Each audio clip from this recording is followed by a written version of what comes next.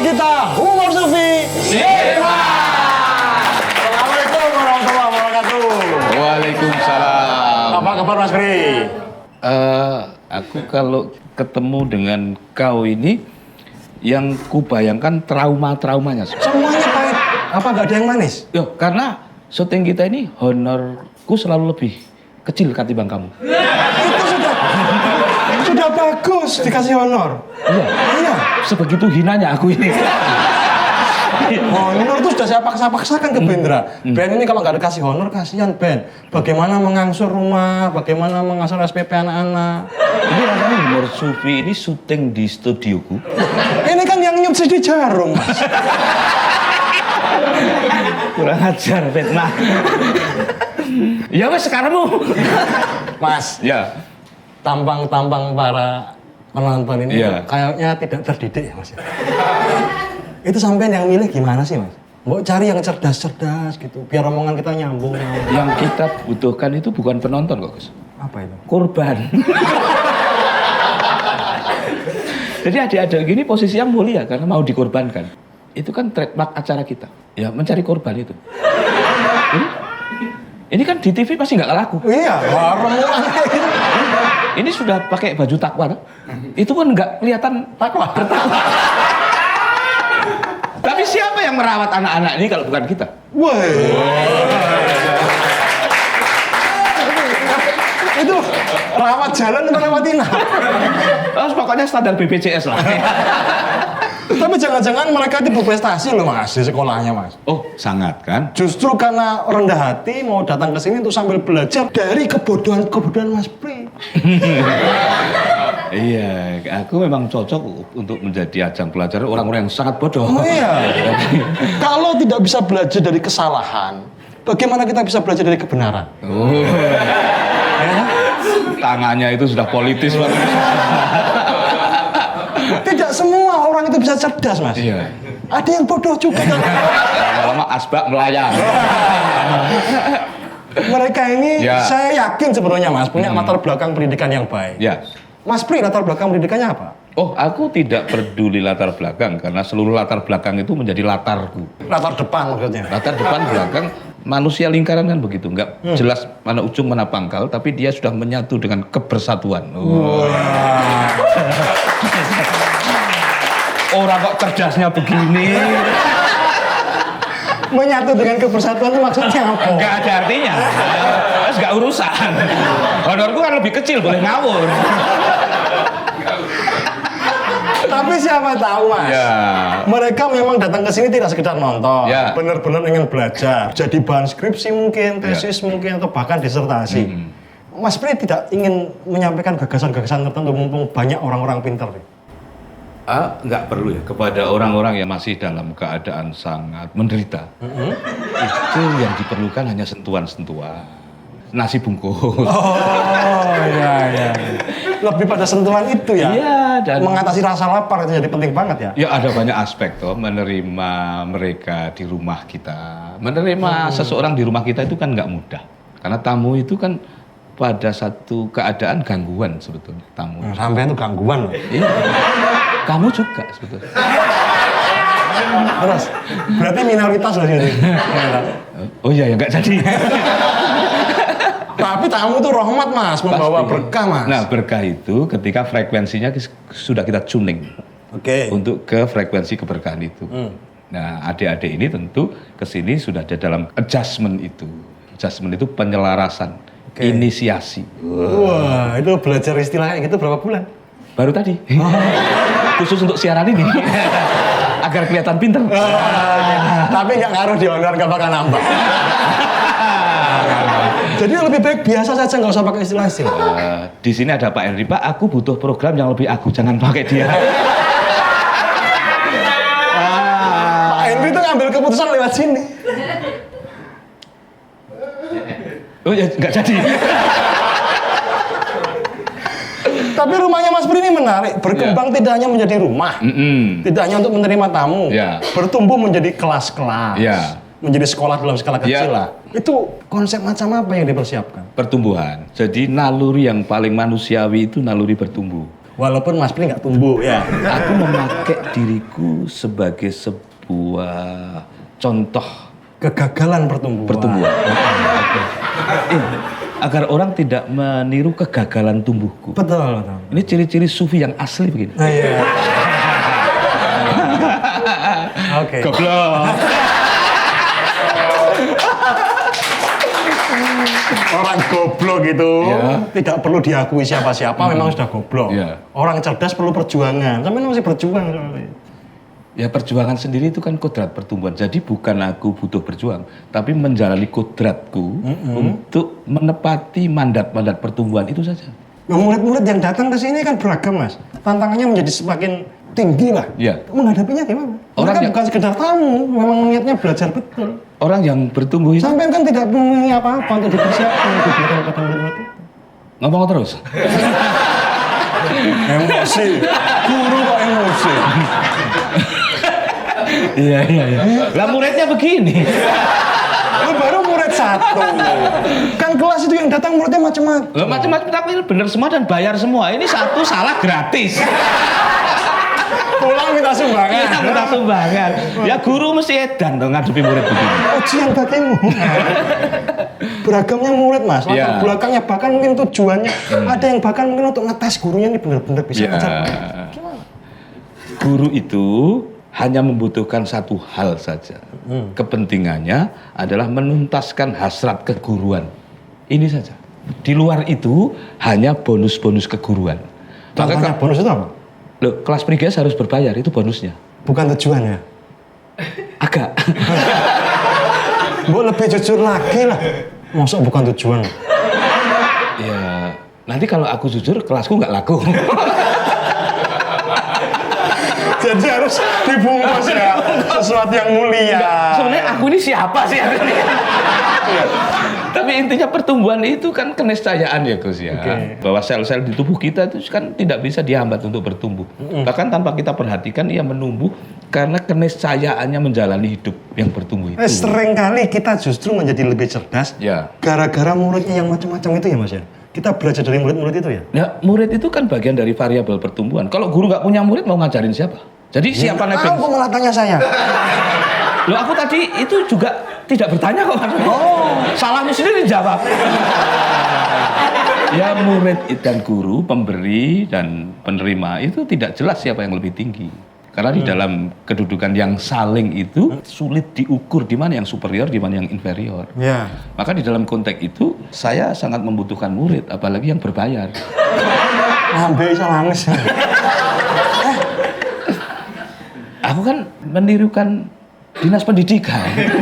Ya, yang sekolah gratis ini kan ya belum lama dan tidak semua sekolah gratis. Jadi kakon menginduk pada kurikulum resmi saja. Iya. Pendidikan kita kan begitu. Iya. Itu sebenarnya bayarnya apa saja tuh Mas? Terdiri atas uang pendaftaran, uang konsumsi gitu di kelasnya sampean. Ada banyak variabel ya. Ada uang doa.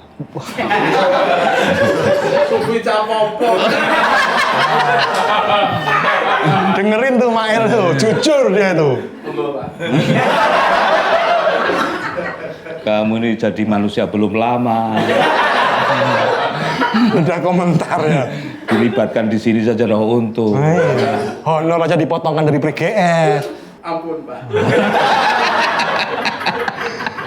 Ya. Apa terdiri atas apa saja tuh? Kan harus dipertanggungjawabkan juga secara publik Mas. Keuangannya Mas. Atau tidak dipertanggungjawabkan? Kalau pertanyaannya sudah begini, kok aku ragu-ragu pada kelasku sendiri ya. Karena jangan-jangan aku nggak kuat bertanggung jawab pada kelasku. Memang nggak kuat sebenarnya kan? Tetapi saya itu orang yang tidak kuat melihat pihak lain yang tidak bertumbuh.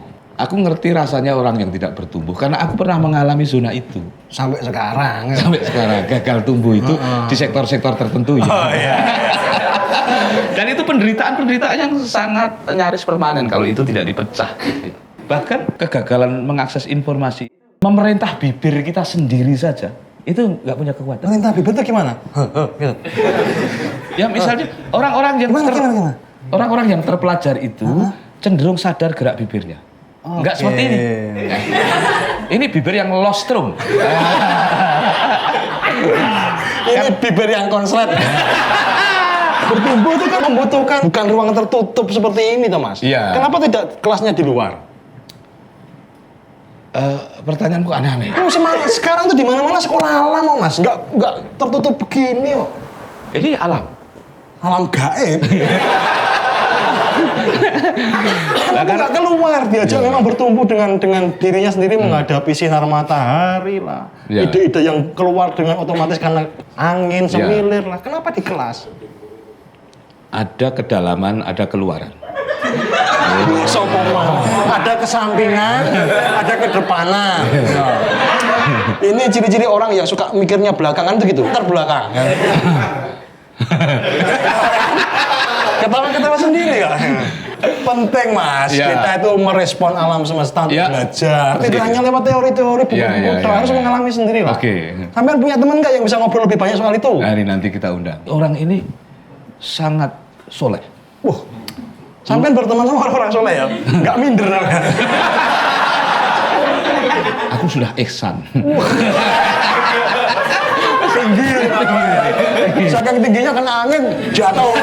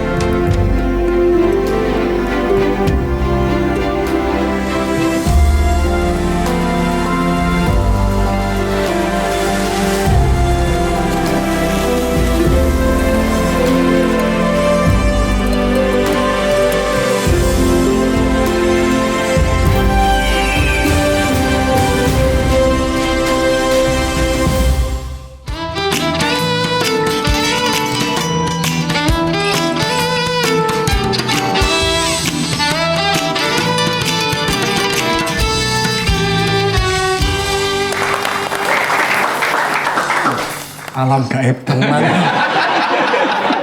Siapa beliau ini? Ya penghuni alam gaib itu. Ciri-cirinya keteduhannya semacam ini. Saya menjadi meyakini bahwa memang ada golongan manusia yang malaikat, setan, Asmo sinten? Nurul Hamdi. Nurul Hamdi. Ya. Memang orang soleh itu memang dari nama sudah ada maknanya ya Mas ya? Ya.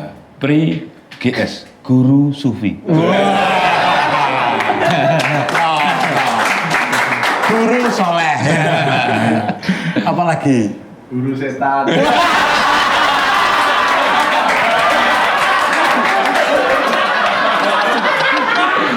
Ustadz Nurul Hamdi. Ya. Sibuk di dunia pendidikan. Dunia pendidikan. Siapa yang dididik? Banyak. Oke. Saya itu kalau ada manusia yang tidak bertumbuh itu. Oh, tapi sampai kan pertumbuhan baik.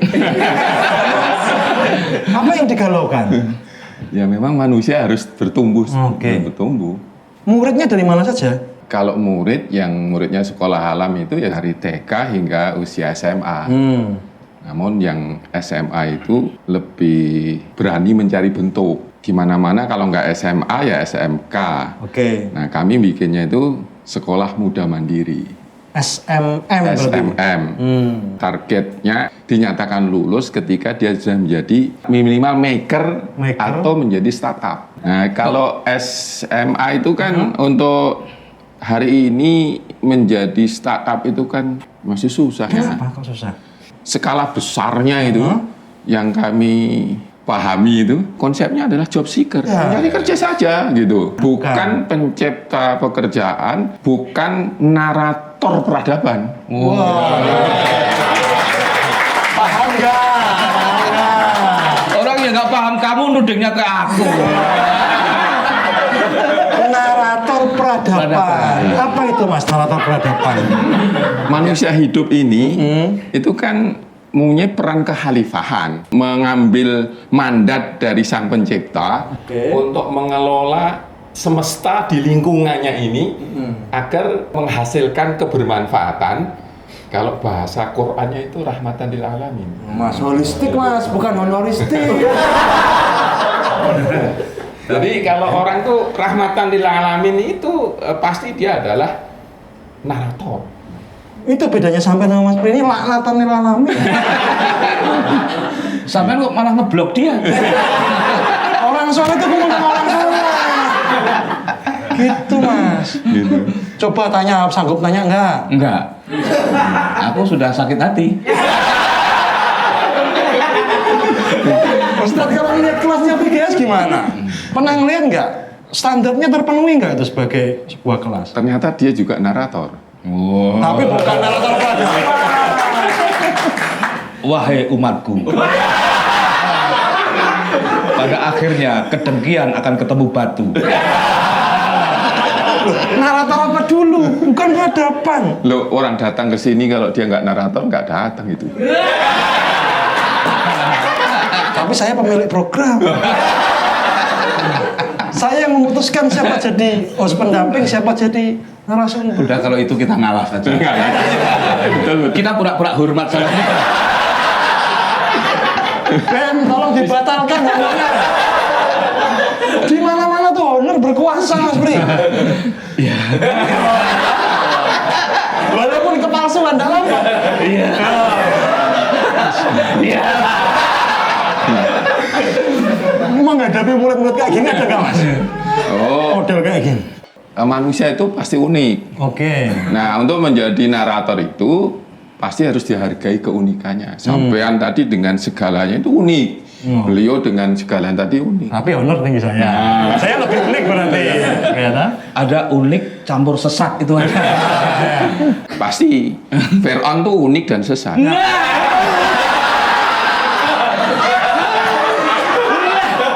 Kali ini aku puas. Oh, Fir'aun itu bisa jadi pelajaran bagi orang-orang beriman. Ya terserah, yang penting Fir'aun. Aduh, selain Fir'aun aja tuh Kak. Jangan langsung Fir'aun gitu kan nggak enak. Ya, Fir'aun itu dia prestasi yang keduniawiannya luar biasa. Dia unik. Dia berada di dalam keunikannya dan dia optimal dengan keunikannya, tapi sayang sesat. Nah, karena itu sekolah yang kami gagas itu kecuali dari maker itu harus unik, ketemu keunikannya, tetapi juga dia harus dilandasi oleh tadi rahmatin lil alamin itu kan kemuliaan. Supaya tidak sesat. Aku mau balas belum ada ide.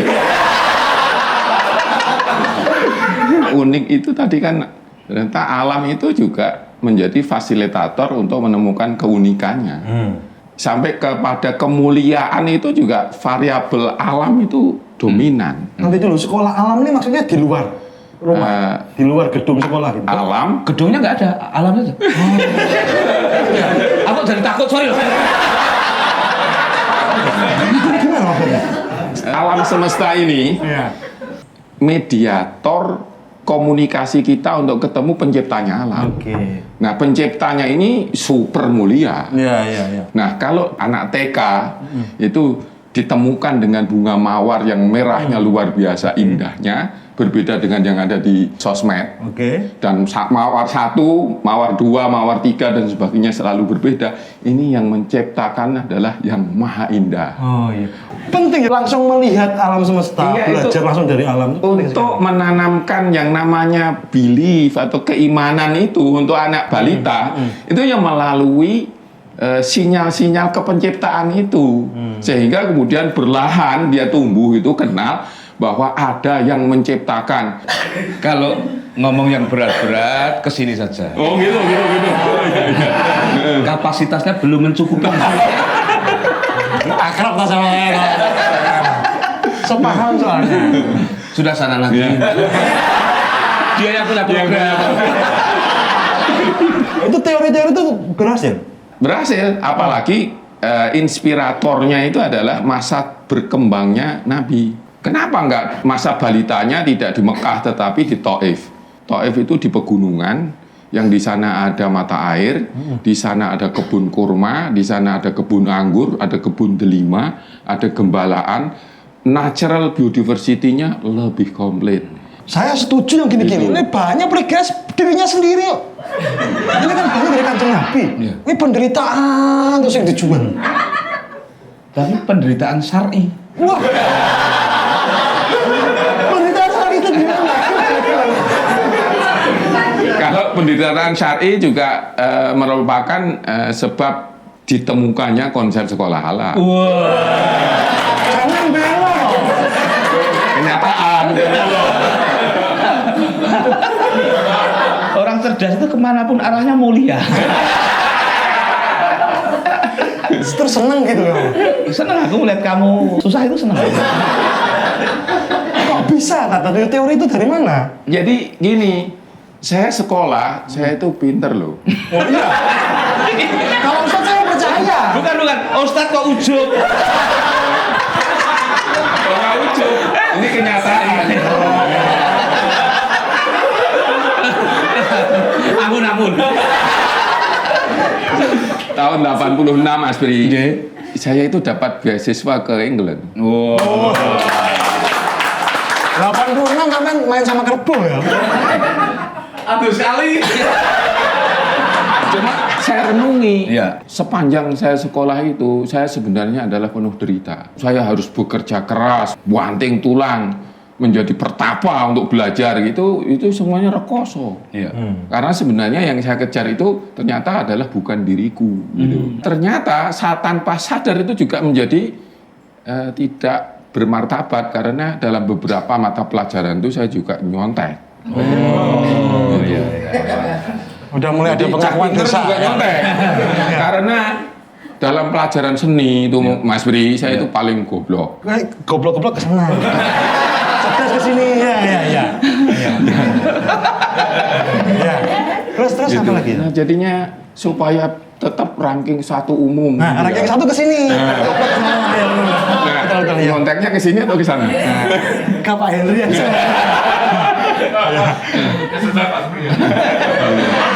Jadi nggak menikmati hidup. Ketemu kondisi yang harus jadi orang yang berdosa. Bagaimana mungkin nanti itu akan melahirkan orang mulia kalau di dalam skop belajarnya itu mau tidak mau adalah menjadi orang yang nyontek itu tadi, menjadi koruptor.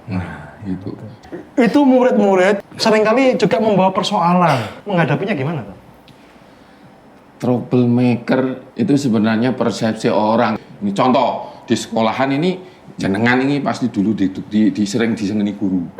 Nyeletuk gitu. Enggak, Ustaz. Aku langsung bolos, Ustaz. Gitu. Nah, jadi persepsi tentang troublemaker itu yang harus dirubah. Kita kan harus memberi ruang kemerdekaan untuk berekspresi, berkarya, bertindak sepanjang dia itu tidak melakukan sebuah dosa gitu. Apalagi kalau ke dia anak-anak, dia itu konsep dosa belum ada, sehingga kemudian kalaupun melakukan dosa belum ada hukuman.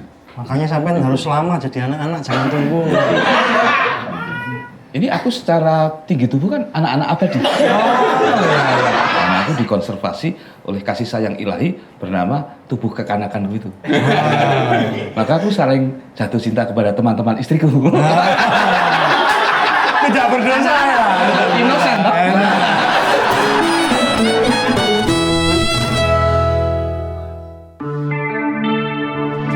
Jarum coklat saat tepat, saat melepas gundah hati. Hanyut dibuai rasa mantap, senang mengenang hati puas. Jarum coklat saat santai larut dalam malam.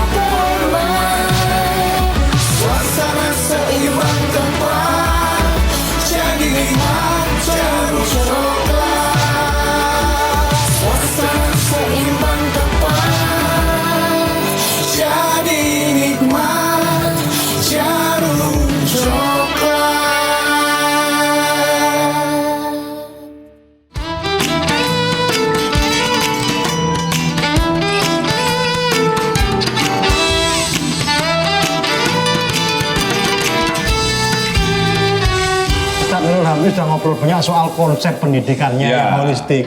Sampean kapan sadar?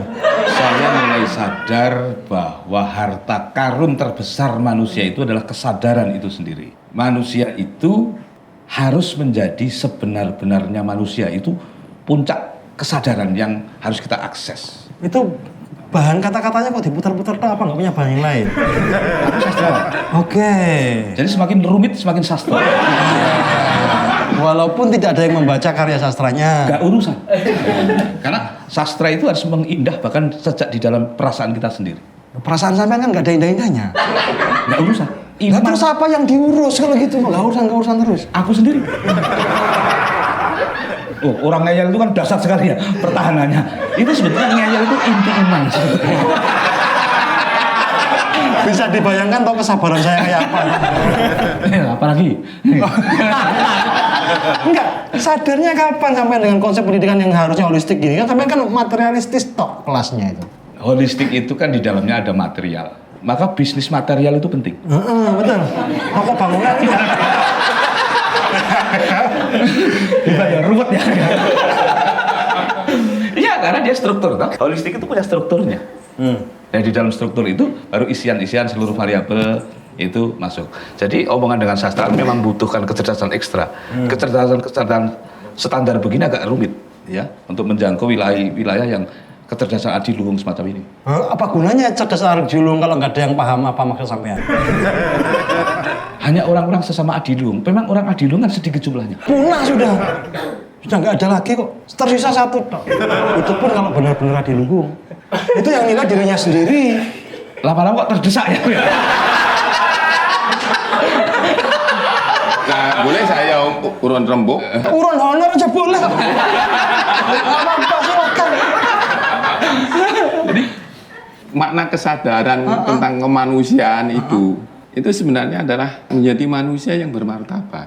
Nah, kalau kita mengambil contoh Bilal bin Rabah itu miskin, tetapi karena kesadaran kemanusiaannya itu optimal, maka kebermartabatannya itu hidup sampai akhir zaman. Sampai di kampung-kampung kita kan bukan muadzin namanya, tapi Bilal sopo kan gitu. Narasi Ustadz Nurul yang bagus ini terpantik karena omonganku tadi. Jangan melihat sosok PGS nih sebagai seorang pembelajar, pengajar juga. Apakah sudah sampai pada tahapan-tahapan menuju martabat itu? Begini Adik Chandra, jadi PGS itu jadi orang bermartabat itu kalau dihubungkan dengan pendidikan, itu ya dari awal dia itu tadi bersentuhan dengan kemuliaan, kemudian keniscayaan berkembang untuk menemukan keunikannya. Nah, pendidikan hari ini seragam. Padahal harusnya setiap murid diantar untuk menemukan jati dirinya. Jati dirinya. Bilal yang miskin bermartabat. Utsman yang kaya raya bermartabat. Umar yang futuristik bermartabat. Gitu. PGS. Tidak. Nah, saya berusaha jujur loh tapi ini tadi ya. Saya tak beloni bermartabat.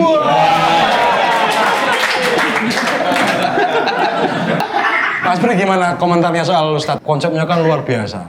Saya kan sudah datang ke sekolah beliau. Ada soal-soal yang agak prinsipil dalam pendidikan yang diakomodasi oleh spirit kelas beliau itu. Saya sampaikan juga ke forum yang pernah diadakan oleh Ustadz Nurul dan aku pembicaranya, bukan Chandra Malik. Dan aku diberi honor.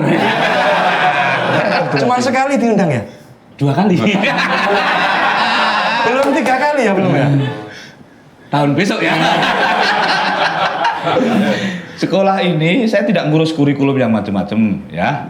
Tetapi saya melihat ada kurikulum yang saya sangat bersyukur kepada sekolah ini. Yakni berbasis kegembiraan. Kemiskinan yang paling berbahaya itu apa? Kemiskinan inisiatif. Itu sampean banget itu. Lo kan habis inisiatifnya tadi. Iya. Nah, orang-orang yang berinisiatif itu selalu adalah orang-orang yang memiliki kuota kegembiraan di atas rata-rata. Di rumah dia tidak terdistruksi oleh kata-kata dari ayah ibunya yang berwarna keras misalnya kata-kata itu. Di persahabatan ia terhindar dari bullying yang keras. Walaupun bullying tidak selalu harus menasib burukan seseorang. Tetapi di dalam keadaan apapun kalau kegembiraan itu masih terkonservasi, itulah pendidikan. Belajar tuh harus senang. Oh, senang. Kegembiraan itu komposisi wajah kita akan mengganteng dan mencantik dengan sendirinya. Nah, di sekolah Kang Nurul ini saya melihat murid itu boleh sesuka-sukanya di dalam beberapa ukuran. Perasaan-perasaan menjelajah kepada kemerdekaan inilah pendidikan. Kita ini sekolah itu gembira kalau secara umum di Indonesia itu berapa tahun sih? Hanya di TK loh, Gus. Itu yang pakai TK, ada yang nggak langsung SD juga. Berarti langsung menderita anaknya. Oh, iya. Iya kan? Aku di TK itu lama ya, 7 tahun ya. Gembira tuh namanya. Itu sesuai dengan pendidikan nasional bahwa SD 6 tahun, SMP 3 tahun, SMM 3 tahun gitu. Itu sekolah alam juga punya ijazah kan? Punya. Oh, dari daun-daun itu. Itu aja ditanyakan. Dari kulit-kulit kayu, pelepah pisang, goblok. Kayak gitu ditanyakan loh. Di sekolah kami itu sampai kelas 3 itu nggak ada yang namanya tes. Ada anak-anak yang orang psikologi bilang itu slowly learners. Matematikanya kita patok 1,5 lulus. Masih. Itu aku banget. Tapi nanti dulu, ini para guru ini saya mau nanya, kok disebut mata pelajaran? Kok bukan hidung pelajaran? Bukan mulut pelajaran, ayo. Ya, masa disebut dengkul pelajaran? Kan tidak artis. Oh, jawabannya agak-agak yang rasional gitu. Ini sudah emosi ya.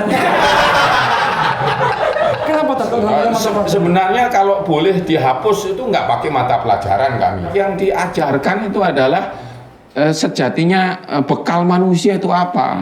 Termasuk diantaranya tadi kemuliaan. Yang kedua diantaranya adalah kemampuan pola pikir kritis sehingga menjadi problem solver. Kemampuan problem solver ini diuji dari kemampuan bertanya. Ayo, ada yang bertanya nggak? Saya hening, apakah tumbuh itu selalu ke arah yang lebih baik? Atau ada tumbuh yang ke arah yang lebih buruk? Kalau tumbuh ke arah baik tuh indikasinya seperti saya. Tumbuh ke arah buruk, pergi. Nah, silakan dijawab. Moga Kalau tumbuh ke arah yang lebih baik itu saya pakai ukurannya sabda Nabi. Hari ini lebih baik dari kemarin. Biasanya tidak hanya spektrum spiritual saja, tetapi juga karya. Jadi orang itu harus berinteraksi dengan apa yang menjadi tanggung jawab kehidupannya dan kemudian menemukan selalu perbaikan. Siap untuk menerima feedback, kemudian memperbaiki. Sehingga kemudian lama-lama itu karyanya menjadi monumen kehidupan gitu. Tumbuh kalah ke arah keburukan itu celaka. Jangan sampai gitu. Ya, kalau tumbuh ke arah keburukan dan itu meningkat terus tuh contohnya Fir'aun. Puncaknya kehancuran dia dan nggak ada orang yang berani ngasih anaknya namanya Fir'aun.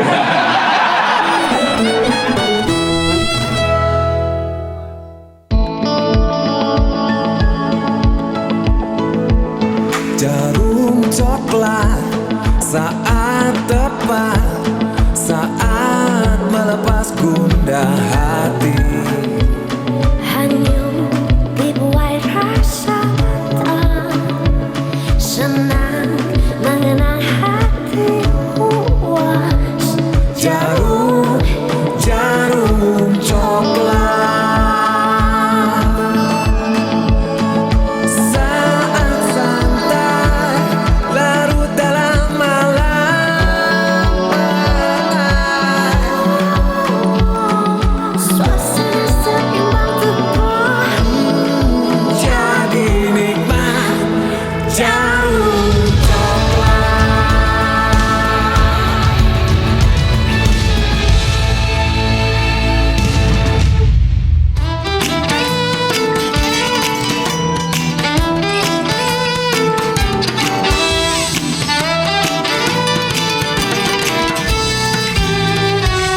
Dan ini untuk orang itu bisa berkembang, bertumbuh, kebanyakan orang itu doing.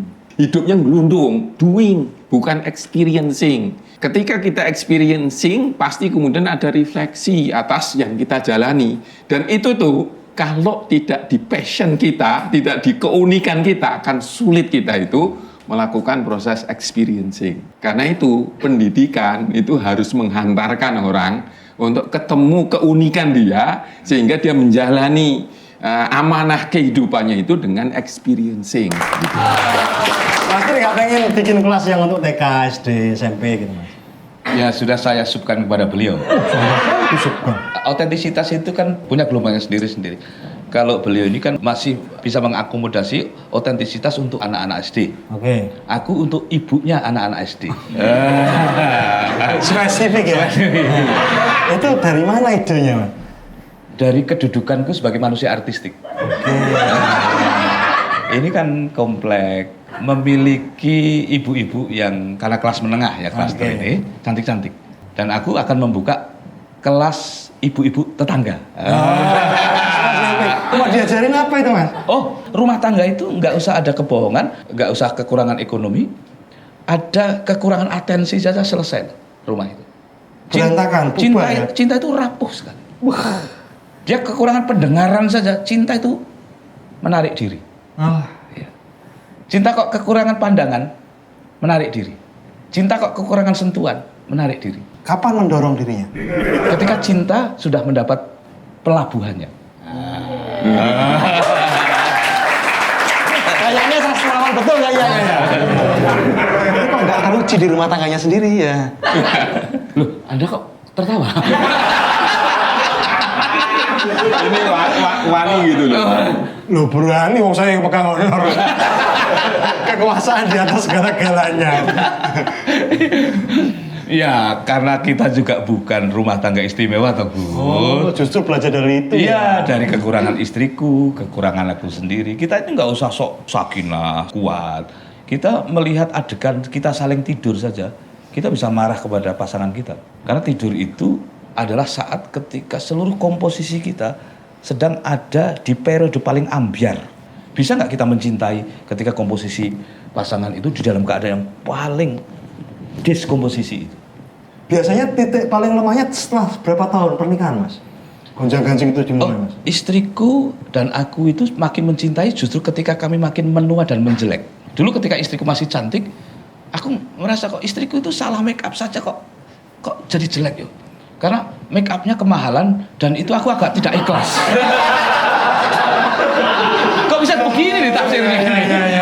Kok bisa begini? Sekarang ini bahkan dia tidak bermake up, makin menua, raga kami makin merapuh. Kami kok menemukan justru persemaian-persemaian yang dulu persemaian ini tidak tumbuh hanya karena triggernya berkurang. Jadi memang nggak ada lagi uang belanja untuk beli kosmetik? Oh tidak, dengan kesadaran itu membuat kami kaya. Oke. Lalu daripada lipstick kami infakkan ke kaum duafa. Oh, kaum duafanya di lipstikin? Oh, kaum duafanya itu ya anakku, ya adiknya, Gitu. ya kadang-kadang aku sendiri, aku kan duafa. Oh iya.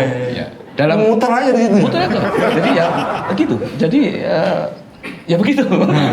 Dan asik. Pernah punya pengalaman nerima konsuletan gini? Sebenarnya nggak mau konsletan itu, tetapi ini adalah sesuatu yang memiliki kepekaan.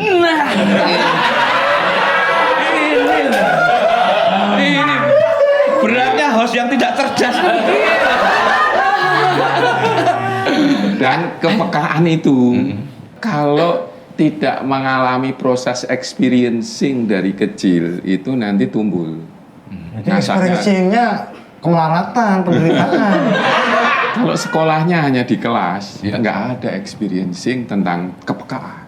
Tapi kalau anak-anak itu gembira, masing-masing anak itu memiliki keunikan yang orang lain mungkin bilang dia adalah cerewet, nakal, ya. Inisiatifnya banyak itu nakal. Kemudian dikelola oleh sebuah sistem pendidikan yang baik, kemudian diajarkan bagaimana berkolaborasi mengelola perbedaan dan keunikan. Tapi itu kelasnya apa? Tidak terlalu gaduh itu Ustaz? Kalau terlalu beragam. Misalnya begini, mereka melakukan observasi kepada bayem misalnya. Wah, yang diobservasi. Itu apa jurusan Popeye? Kami kan belajar bersama alam. Iya. Nah, nanti itu ketika di-trigger oleh gurunya bahwa bayam itu punya bau yang khas, punya tekstur yang beda. Nanti anak-anak itu ada yang bikin puisi tentang bayam, ada yang kemudian mengamati, menggambar bayam itu anatominya. Kemudian dia bercerita tentang bayam pakai ngomong itu lancar dan sebagainya. Kita pakai makan bayamnya. Gitu. Nah, itu ketika kemudian nanti mereka itu difasilitasi ke sana. Sepertinya gaduh, tapi masing-masing mendapatkan sesuatu. Ketika dalam kelompok kemudian, apa yang kamu dapat? Ini gambarku, ini puisiku. Nah, ketika menulis pun Mas Bri beda-beda. Ada yang penuh perasaan, ada yang deskriptif murni. Itu nyatanya gitu. Nah, ketika itu terjadi, maka kemudian akhirnya perlahan-lahan mereka tahu bahwa memang diriku dan dirinya dia beda. Cerdas. Tapi berarti kegaduhan itu bisa diatasi ya, karena mereka tetap berproses ya. Iya. Atau bukan kegaduhan itu ya Ustadz ya. Iya. Itu adalah isi dari pendidikan itu adalah seluruh kemerdekaan ekspresi itu. Iya. Tapi bagi imajinasi yang terbatas, Kegaduhan. jadi kami memang beda kelas. Dan itu betul. Betul. Marah, emosi, bos kok emosi. Banyak orang yang salah paham, sekolah kok sepertinya main-main. Dari rumah nggak bawa tas? Ya, Gimana? yang bawa tas. Ya, Ada isi bukunya nggak? Atau isi bayam dari rumah? Siswa-siswamu pakai tas apa enggak, Mas? Pakai akhlak.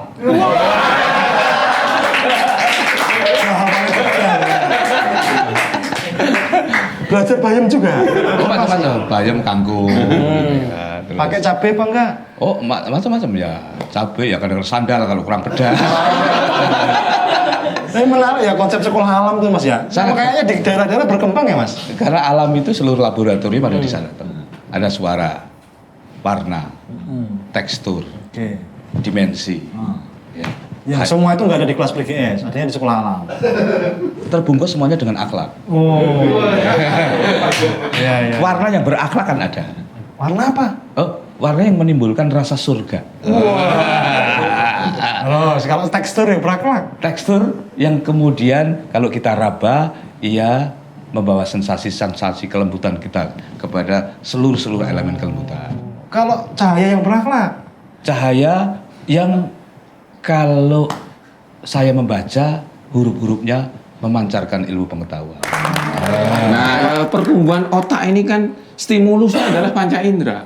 Nah, ketika dia bersama alam dengan batu saja, itu tekstur menurut mata, tekstur menurut indera perabaan itu akan beda dan kemudian itu akan blending dengan sendirinya.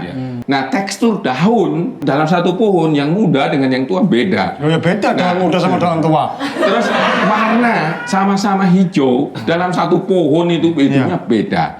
Itu tidak terwakili oleh benda artifisial. Masuk semua di sini tentang tekstur warna dan sebagainya menjadi database. Itu kalau bahasa AI sekarang itu adalah coding. Dengan bersama alam itu codingnya jadi raksasa. Gitu. Makanya kemudian Nabi dulu sifatnya fatonah, cerdas, critical thinkingnya dan problem solvernya luar biasa. Kalau yang ide-ide berat begini, kesini. Kapasitas saudara ini terbatas. Kasihanilah. Terus. Satu lagi, Ustaz. Loh, itu di sekolah nggak ada yang namanya ranking 1, karena semuanya ranking 1. Terus yang ranking 2 siapa? Nggak ada. Kok mau diadakan? Nah, ini cerdas nggak, Yo?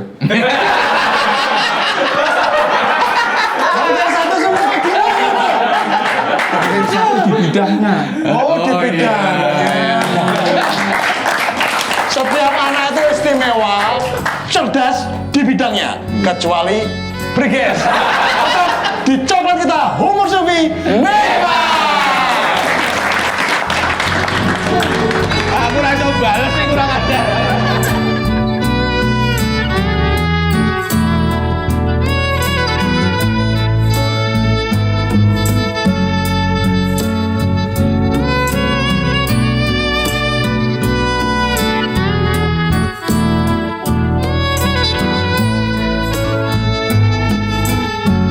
Wassalamualaikum warahmatullahi wabarakatuh.